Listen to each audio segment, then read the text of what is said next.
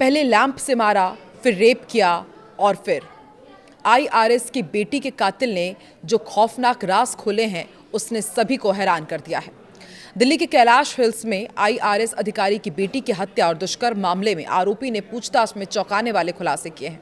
उसने पहले लैंप से हमला कर युवती को बेहोश किया, फिर वारदात को अंजाम दिया। इसके बाद वो उसे घसीटकर बायोमेट्रिक लॉकर खोलने की कोशिश करता रहा। जब लॉकर नहीं खुला तो उसने उसे तोड़कर नकदी और जेवरात लूट लिए। आरोपी को ऑनलाइन जुए की लत थी और वो कर्जे में डूबा हुआ था। पुलिस ने तकनीकी जांच और सीसीटीवी के आधार पर उसे गिरफ्तार कर लिया है और पूछताछ जारी है। मामला अब कई गंभीर सवाल खड़े कर रहा है। नमस्कार, मैं हूं आकांक्षा और आप देख रहे हैं न्यूज़ 18 का डिजिटल प्लेटफॉर्म। देश की राजधानी दिल्ली कैलाश हिल्स इलाके में बुधवार सुबह जो हुआ उसने पूरे देश को झकझोर दिया। एक 22 साल की युवती घर पर अकेली थी। इसी दौरान उसके ही पुराने नौकर ने उस पर हमला कर दिया। पूछताछ में सामने आया है कि आरोपी ने पहले स्टडी रूम में रखे लैंप से उस पर वार किया, जिससे वो बेहोश हो गई।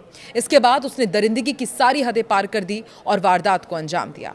लेकिन मामला यही खत्म नहीं हुआ। आरोपी ने घायल युवती को घसीटकर नीचे लाया और बायोमेट्रिक लॉकर खोलने की कोशिश की।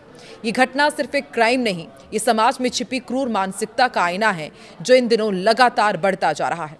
सवाल ये है कि भरोसे के रिश्ते कब खतरे में बदल जाते हैं। ये केस डर, गुस्सा और कई सवाल छोड़ गया है। जांच में जो परतें खुल रही हैं वो और भी ज्यादा खौफनाक है। रिपोर्ट के अनुसार पुलिस ने बताया कि आरोपी का मकसद सिर्फ चोरी नहीं था, बल्कि हमला पहले से सोचा समझा लग रहा है। उसने घर की डेली लाइफ और सिक्योरिटी की जानकारी का पूरा फायदा उठाया। घटना के बाद उसने कपड़े बदले, सामान समेटा और फरार हो गया। लेकिन तकनीकी और फॉरेंसिक जांच ने उसे बच निकलने के रास्ते बंद कर दिए। ये मामला कानून व्यवस्था के साथ साथ घरेलू सुरक्षा पर भी गंभीर सवाल खड़े करता है। पुलिस की जांच में क्या क्या मिला ये भी आपको बताते हैं। घटना सुबह करीब 6:45 बजे के आसपास की है, जब आरोपी घर में दाखिल हुआ। युवती उस समय पढ़ाई कर रही थी। आरोपी ने बहाना बनाया कि उसे बकाया सैलरी लेने के लिए भेजा गया है, लेकिन कुछ ही मिनटों में स्थिति हिंसक हो गई। पुलिस के अनुसार उसने पहले हमला किया और फिर वारदात को अंजाम दिया। इसके बाद उसने लॉकर खोलने के लिए घायल युवती को नीचे घसीटा, लेकिन बायोमेट्रिक सिस्टम काम नहीं कर पाया और आखिरकार उसने औजार से लॉकर तोड़कर नकदी और जेवरात लूट लिए। जांच में यह भी सामने आया है कि आरोपी को ऑनलाइन जुए की लत थी और उस पर करीब 7 लाख रुपए का कर्ज था। पुलिस को शक है कि यही आर्थिक दबाव इस अपराध की बड़ी वजह बना। आरोपी पहले भी घर में काम कर चुका था और उसे घर की हर जानकारी थी। नौकरी से निकाले जाने के बाद वो इसे अपमान मान बैठा और बदला लेने की नीयत से वापस लौटा।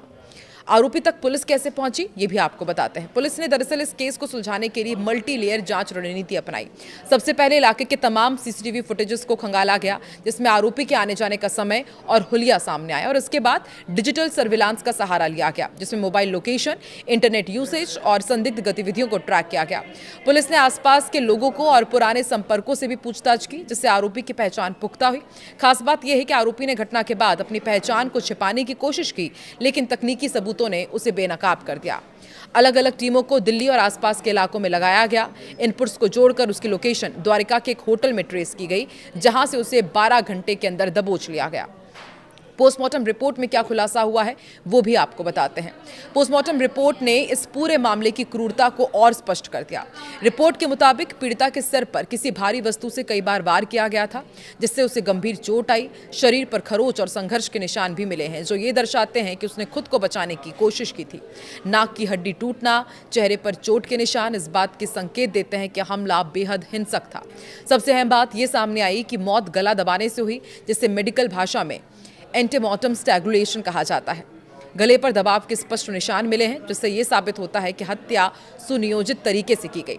रिपोर्ट ने यह भी इशारा किया है कि हमला एक ही बार में नहीं बल्कि कई चरणों में हुआ, जो आरोपी की मानसिकता को दर्शाता है कि वो कितना क्रूर था।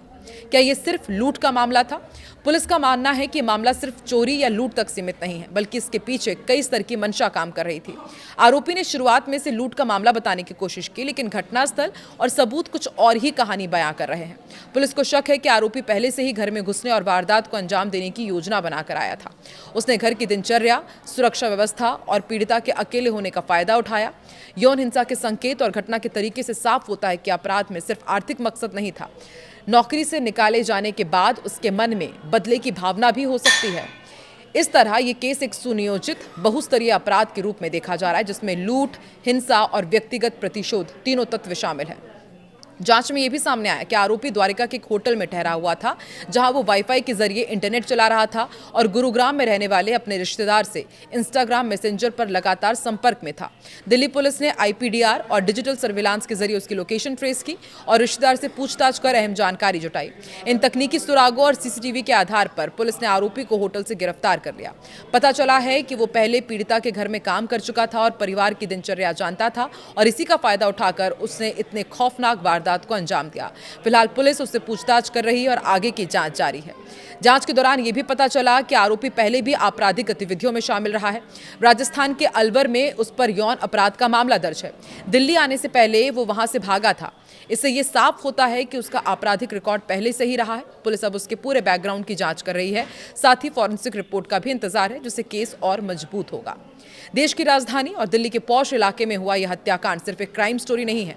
ये घटना समाज के कई कड़वे सच एक साथ सामने लाती है।